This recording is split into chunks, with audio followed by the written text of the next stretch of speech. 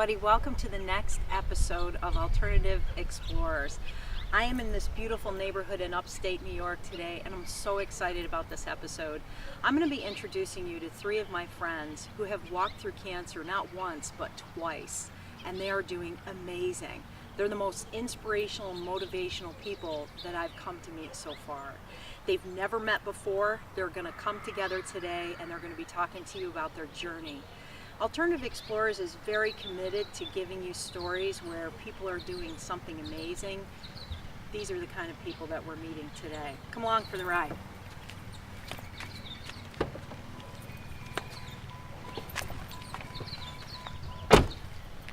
Oh, and as an extra bonus, we're picking up my partner, Vanessa. She's been with Alternative Explorers since the very beginning. She thinks we're going shoe shopping. Come on.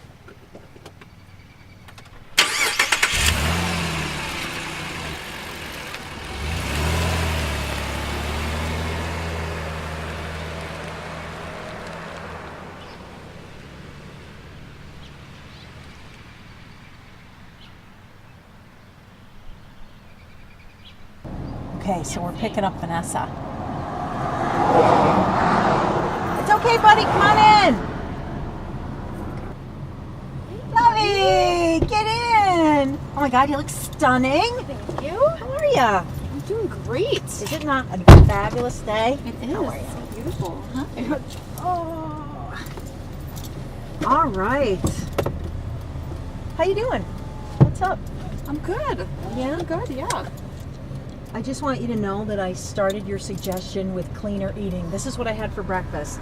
A banana, 4 green olives, stuffed with feta cheese, and green tea. I'm starving. I get something to eat then. So where are we headed? Well, okay, so I know you said that you wanted to go shoe shopping. Yes, I can't wait. Well, we're not going to do that. Remember when I told you we were going to film our next episode of Alternative Explorers, and we were going to do it so that we're meeting the cancer survivors, that segment? Yes. That's today. It's today because that's when everybody can meet, so we're gonna stop there first. And then we'll go shoe shopping? And then we can go shoe shopping if you want, but it's along the way, so I figure we're going to go do this. And I'm really excited about it. They're excited about it. I'm excited to go shoe shopping later. I know you are. I know you're excited to go shoe shopping. Did you bring your coupons? I did. I brought my coupons. How many do you have? Like 12. My mom Get gave me out some. of here. You have 12 I do. coupons? I'm pretty serious when it comes to couponing for my shoes.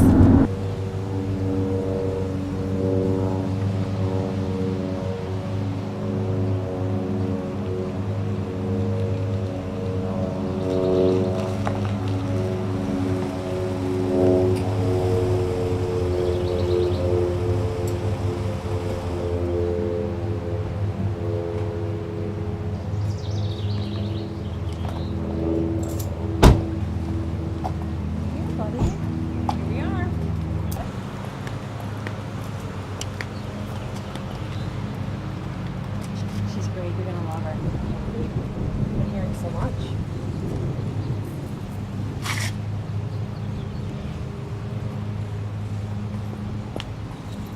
Hi, my friend. Hi, Tracy. How are you?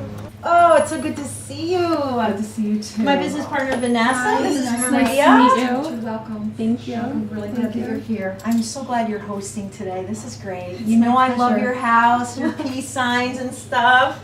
I'm really glad that you're here. It's going to be a nice afternoon. We're going to have fun.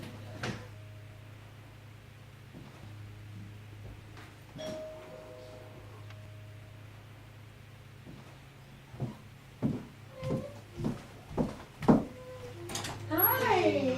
How are you? I'm Michael. Hi, Michael. Thank So you nice for to coming. meet I'm you. so glad Thanks you're so much. here. Oh, Welcome thank to my you. home. I know we're going to have a great afternoon. I It's know. so good to meet you. Tracy's Well, told me a Thank little bit about you. Thank you. So it's nice to have you Yeah, here. it's great to be here. Come on and make yourself This is at home. beautiful. Oh, Thank you. thank you. Thank you. Oh, it's so great to see you, honey. You look so good.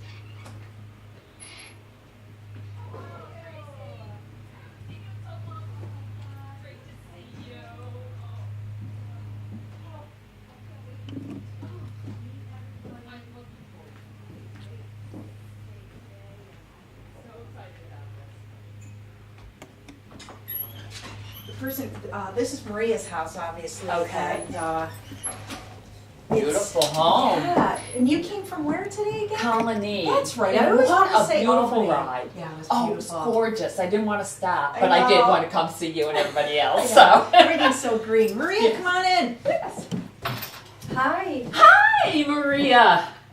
Lynn? Yes. Lynn, nice yes. to meet you. Nice to meet Thank you. you for Thank coming you. Oh, and thank you for welcome. having me. I really appreciate it. Awesome, good. So these questions were put together by some of our viewers that are really interested. So I'm going to let Vanessa. The first question that I'm going to ask you is, what do you wish you did differently? What do I wish I did differently? Nothing. I'm pretty comfortable with everything I did. I'm pretty comfortable with everything I did. With the most important thing is I learned how to advocate for myself. So I am pretty comfortable.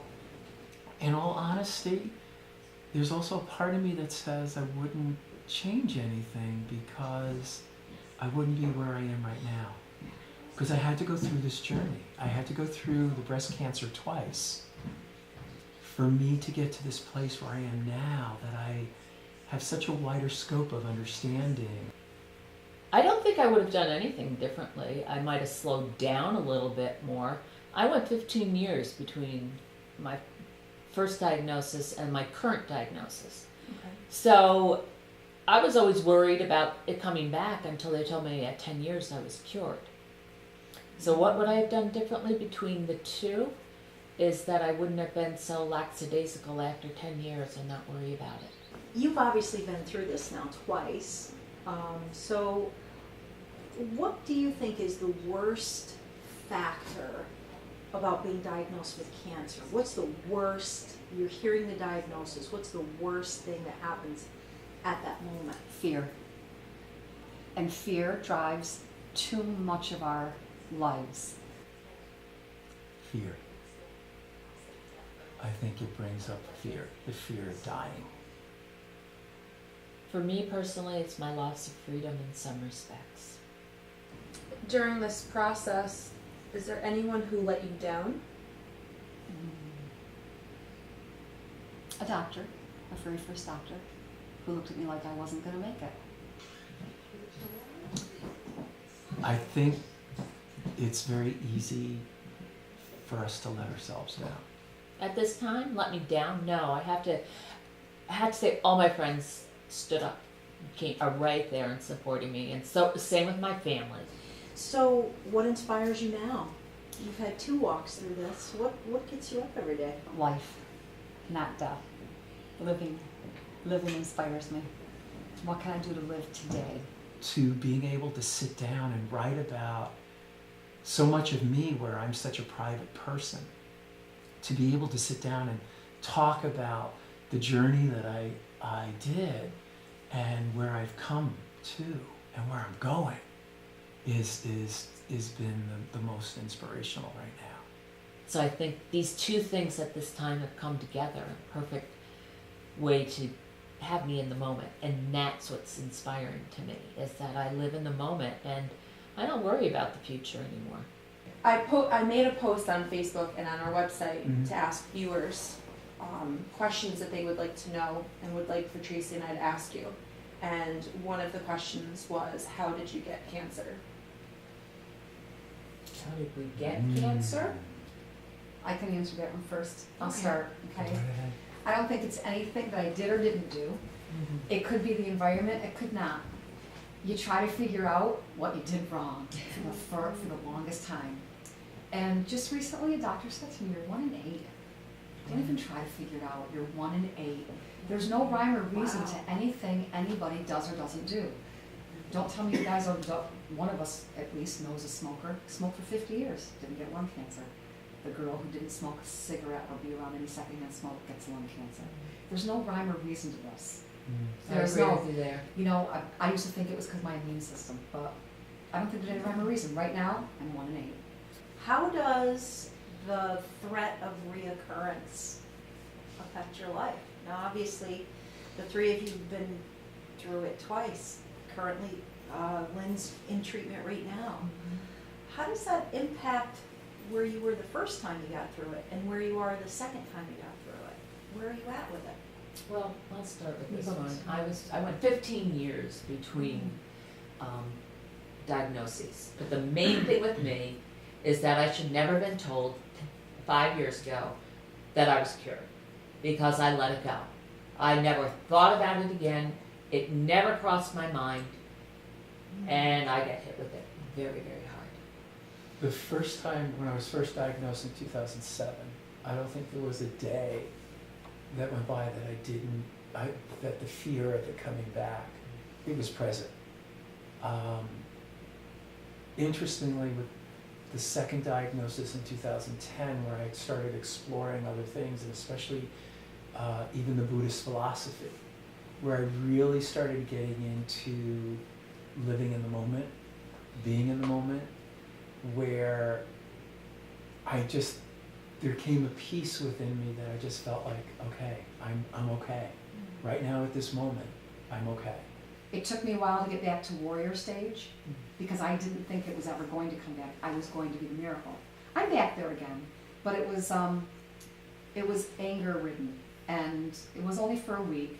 And now I probably won't ever feel a twinge or a headache or what I perceive where my kidney is, or where I perceive where my bladder is, or where I perceive a bruise, and not go, oh, is it cancer? Right. But it's like this. Is it cancer? It's not. Is it cancer? It's not like that. It's not freakoutish, but it's just a thought. Where do you get your strength and resilience from? Wow. I think from my spirituality, which was a gift from the second part of my journey, from the Buddhist philosophy that I've studied, the meditating and so on. Probably the biggest thing is my spirituality. Well, first off, my core being, my resilience is from living with 5 brothers. I had to be strong. I had one sister, but she kind of was the pretty miss princess, and I was the tomboy. So I was always the one that was always fighting with the 5 boys, physically and verbally. And that's where I get my strength from my family, my brothers and sisters, but also from my children and my granddaughter. And then from my fiance, who is one of the strongest human beings I have ever met, as far as jumping into this brand new relationship and a diagnosis of cancer. Maria, what about you? Like Michael said earlier, it's definitely a multitude, but I think the most important things are this. I think my strength is inner. It's definitely inner. I always felt like I wasn't strong, and then I realized I was extremely strong. Extremely. I always thought that I was a weakling. There were things happening early in life that I was like, how did you put up with that at that time? But they're all journeys. It's all a journey. It's all lessons along the way and understandings along the way that aren't filled with regrets, just like that happened for that reason and it made me who I am. Well, I think what's key too is, having said before that I met the 3 of you, you're all separate areas of my life, and that I know little pockets of the people that you all hang out with. Having said that, you're center focused people in those groups.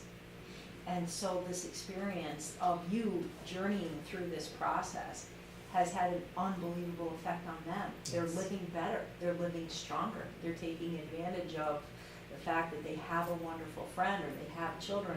They're gonna live healthier today. They're gonna think about what they're putting in their mouth, because their best friend, their mother, their brother, whoever is going through this diagnosis, and they're what I call big people in that. I mean, it's had a profound effect, because I know the people that won't talk about it in front of you have talked to me about it, and how much your stories have inspired them.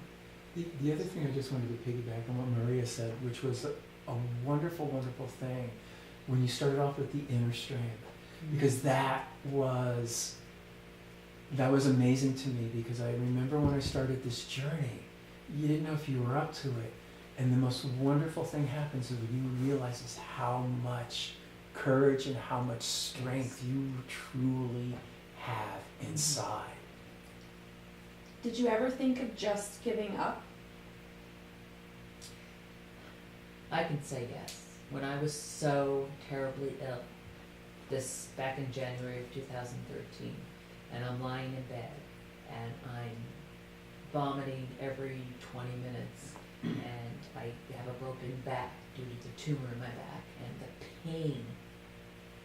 the pain I just cannot even tell you. I'm gonna hug her there now. I can't even tell you how bad that pain was. And it, yeah, I did. Maria, what about you? No.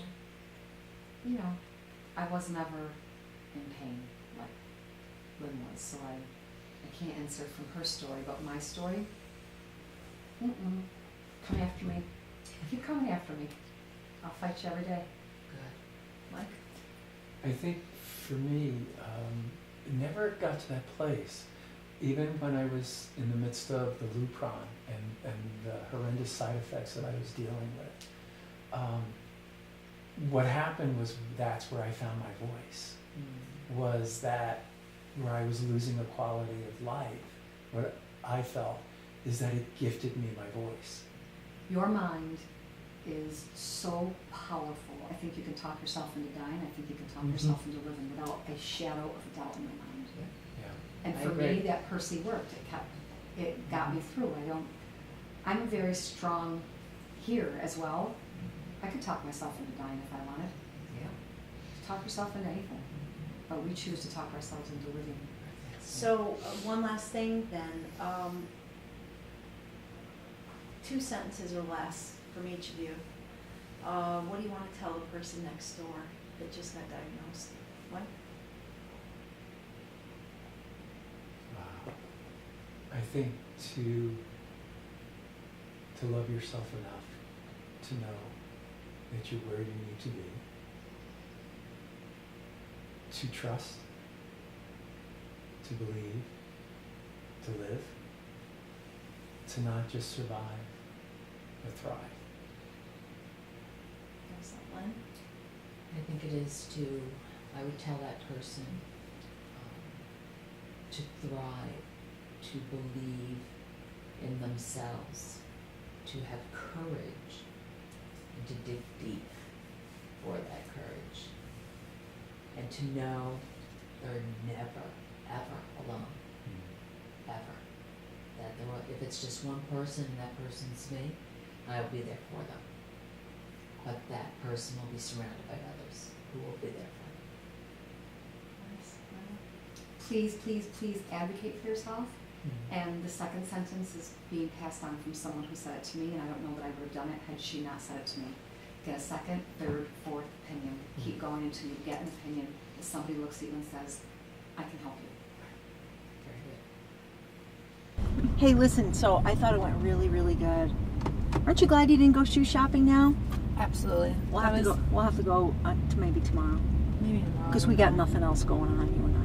No. Yeah, we'll do that in another month. But wow, what an That was amazing.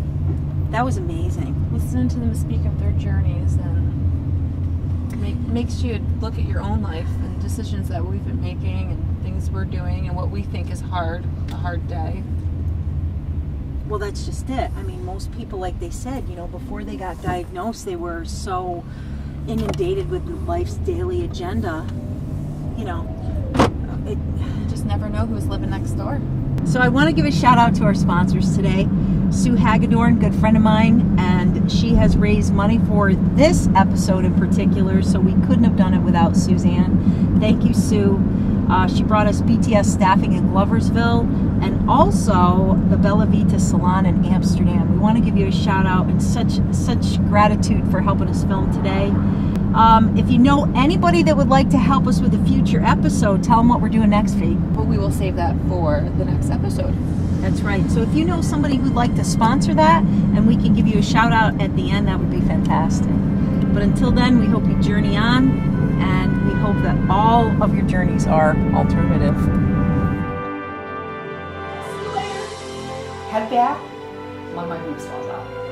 Run back, pick it up, Falls out. rub it off, and tuck it back in. For the New York State Cancer, and you know what? I forget it. Let's just start.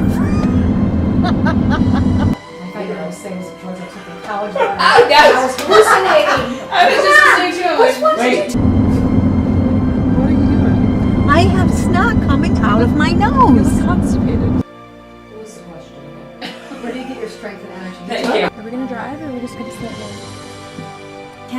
just my seat? Are you serious?